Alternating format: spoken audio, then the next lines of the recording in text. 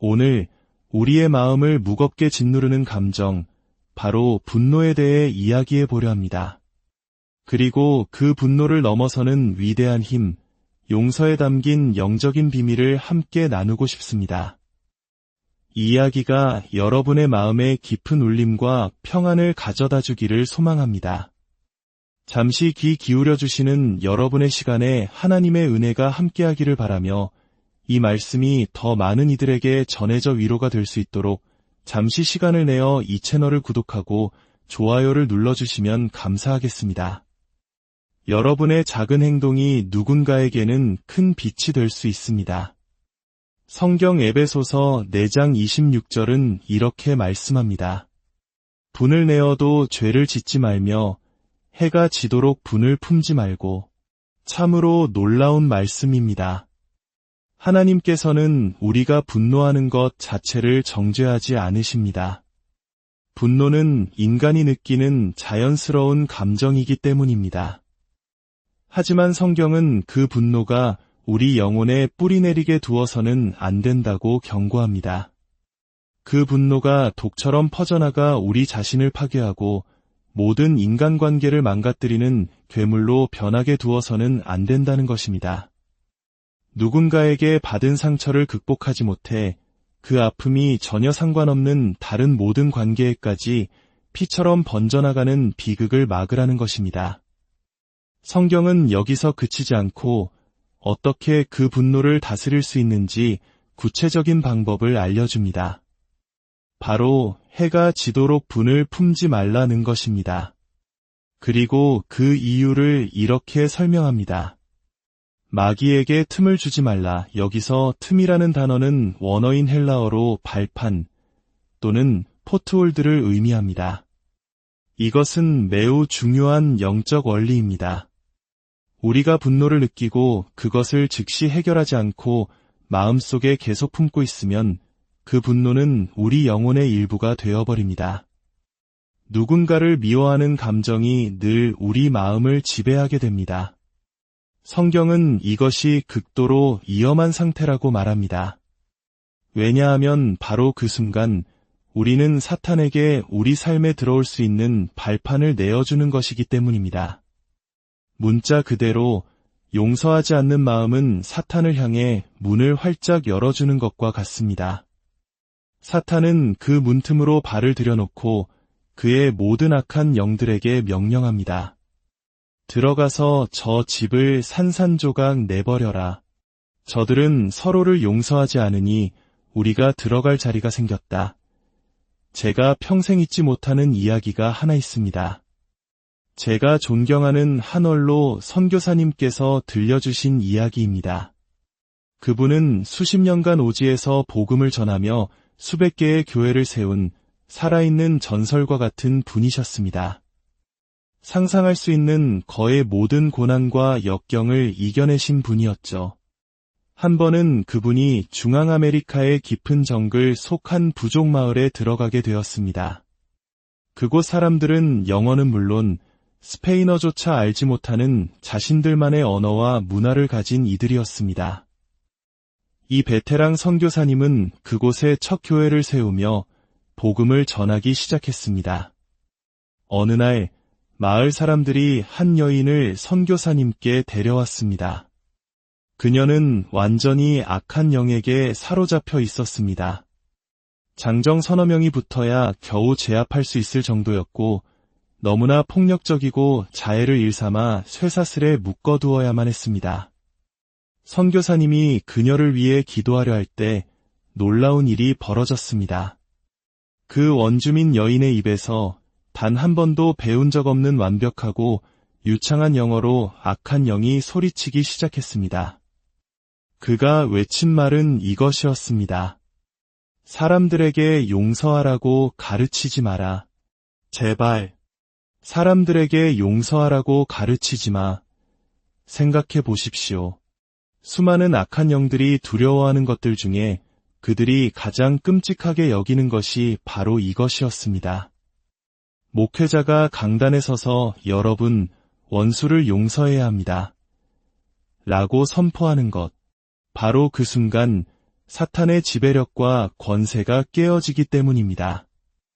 여러분이 용서하기로 결단할 때 여러분의 가정과 결혼, 그리고 미래를 올가매고 있던 사탄의 권세가 부서져 내립니다. 예수님께서 십자가에 달리셨을 때를 기억해 보십시오. 그분은 아버지, 저들을 사하여 주옵소서라고 기도하셨습니다. 그 순간까지 공중의 권세 잡은 자 사탄은 이 세상을 지배하고 있었습니다. 그는 대기를 통제하고 자연을 움직였습니다. 하지만 예수님께서 용서를 선포하신 그 순간 사탄은 모든 통제력을 잃었습니다. 성경은 그 증거를 명확히 보여줍니다.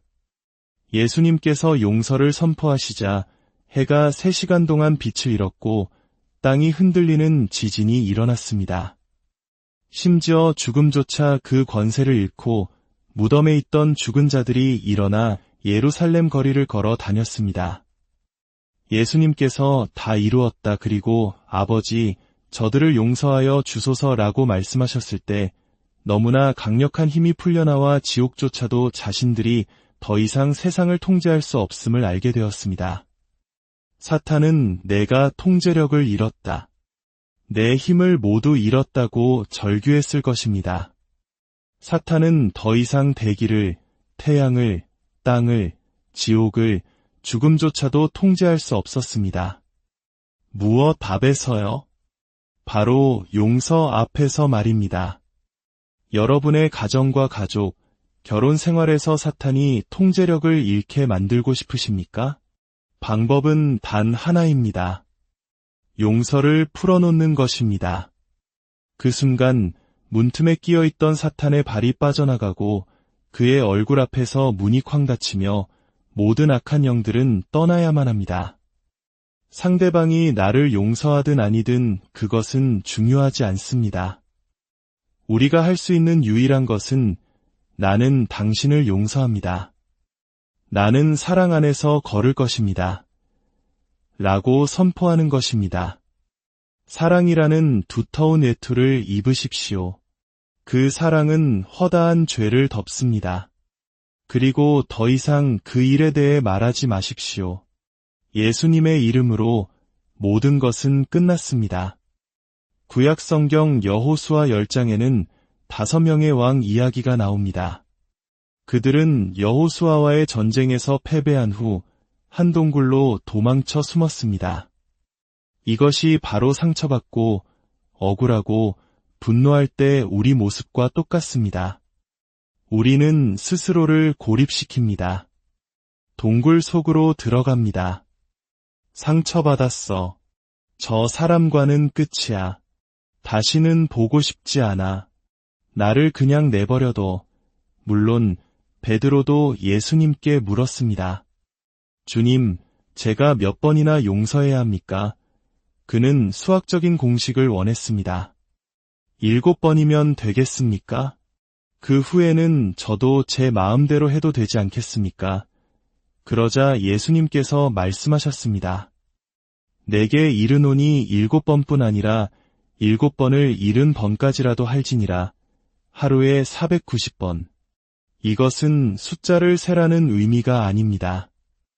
용서란 더 이상 숫자를 세지 않는 것입니다. 용서란 그 일이 더 이상 중요하지 않게 되는 것입니다. 나는 당신을 사랑하기로 선택했고 당신이 무슨 짓을 하거나 무슨 말을 해도 나의 그 사랑을 멈출 수 없습니다. 이것이 진정한 용서입니다. 우리는 심판관으로 부름받은 것이 아니라 사랑하는 자로 부름받았습니다. 판단은 하나님께 맡기고 우리는 그저 사랑해야 합니다.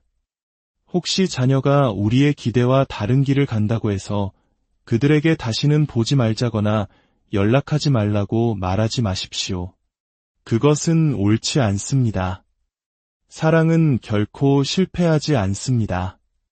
아버지가 무책임하게 가족을 버리고 떠났을지라도 사랑의 외투를 입고 최선을 다해 용서하려 애쓰십시오. 물론 복잡하고 어려운 일임을 압니다. 하지만 마음의 문을 닫지 마십시오. 왜냐하면 여호수아 이야기 속 5왕이 동굴에 숨었을 때 그들의 적들은 그 사실을 알게 되었습니다. 그리고 군사들에게 명령하여 동굴 입구를 거대한 돌로 막아버렸습니다. 그 순간 스스로 선택한 고립의 동굴은 빠져나갈 수 없는 감옥이 되어버렸습니다. 쓴 뿌리와 분노에 너무 오랫동안 자리를 내어준 나머지 이제는 스스로 나올 수 없는 감옥에 갇혀버린 것입니다. 결국 여호수아는 돌아와 그들을 모두 죽이고 그들의 시체를 다시 동굴에 던져 넣었습니다. 결국 그 동굴은 그들의 무덤이 되었습니다. 보십시오. 용서하지 않는 마음은 고립에서 시작하여 감옥을 거쳐 결국 영적인 무덤으로 끝납니다. 누군가를 용서할 때 그들은 당신을 비웃고 침을 뱉을지도 모릅니다. 하지만 당신은 바로 당신 자신을 해방시키는 것입니다. 당신 자신을 위해 감옥 문을 여는 것입니다. 우리가 믿는 기독교의 주님, 예수 그리스도께서도 우리의 허물과 죄악 때문에 상처 입고 고난 받으셨습니다. 그는 아무 죄도 없이 핍박받고 고문당하고 채찍질 맞고 십자가에서 죽으셨습니다. 그리고 사람들은 그의 시신을 동굴, 즉 무덤에 던져 넣었습니다. 하지만 사흘째 되던 날 그는 말씀하셨습니다. 나는 이 상처의 동굴, 이 분노의 동굴, 이 억울함의 동굴에 머물지 않겠다. 그는 죽음을 이기고 무덤에서 나오셨습니다. 그리고 선포하셨습니다. 나의 상처로 너희가 나음을 입었도다. 나에게는 사랑의 외투를 입고 모든 것을 극복할 능력이 있노라. 오늘 당신을 가두고 있는 동굴은 무엇입니까? 억울함입니까? 분노입니까? 배신감입니까? 이제 그만 그 동굴에서 걸어 나오십시오. 예수 그리스도께서 이미 우리에게 그 길을 열어주셨습니다. 용서를 선택함으로 고립의 동굴이 감옥이 되고 무덤이 되는 것을 막으십시오. 당신 자신을 자유롭게 하십시오. 사랑하는 여러분의 삶에 용서를 통해 주어지는 하나님의 놀라운 평강과 자유가 강물처럼 넘치기를 주님의 이름으로 간절히 기도합니다.